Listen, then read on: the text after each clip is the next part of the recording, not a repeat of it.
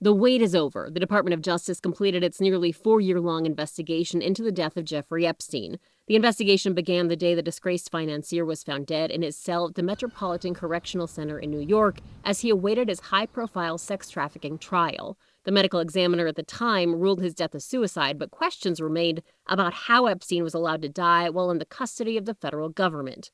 A Scripps News investigation this past week explored why it was taking the government so long to produce its findings. We spoke with lawyers representing dozens of Epstein's accusers, including attorney Lisa Bloom. She told us the justice system failed Epstein's victims the moment he was left alone in his cell the night he died. I would say on behalf of victims, we put our faith in the justice system, that when someone's arrested, it's going to be handled correctly. At a minimum, they're not going to be able to commit suicide.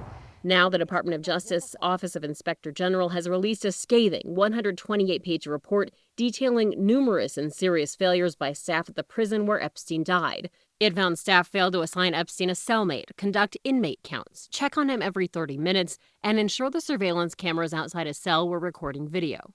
It also found Epstein was left alone in his cell with an excessive amount of bed sheets, which can be seen in this image of his cell taken after he was found dead. The report concluded all of these failures created an environment in which Epstein took his own life.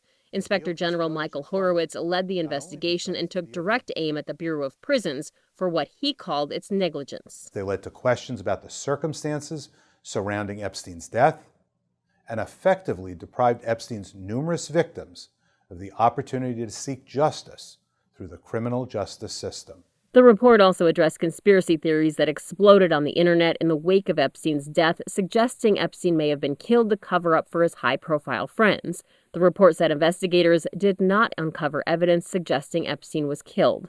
But that doesn't satisfy attorney David Schoen, who spent time with Epstein in the last days of his life. He told Scripps News he believes the final report falls short because it doesn't include an interview with Dr. Michael Baden. He's the forensic pathologist who was hired by Epstein's brother to observe the autopsy and who has said publicly Epstein's injuries point to homicide, not suicide. Dr. Michael Baden is not just a crackpot off the street or a conspiracy theorist. He's, probably the foremost respected forensic pathologist in the world. So when he raises questions, I think you have to take it seriously.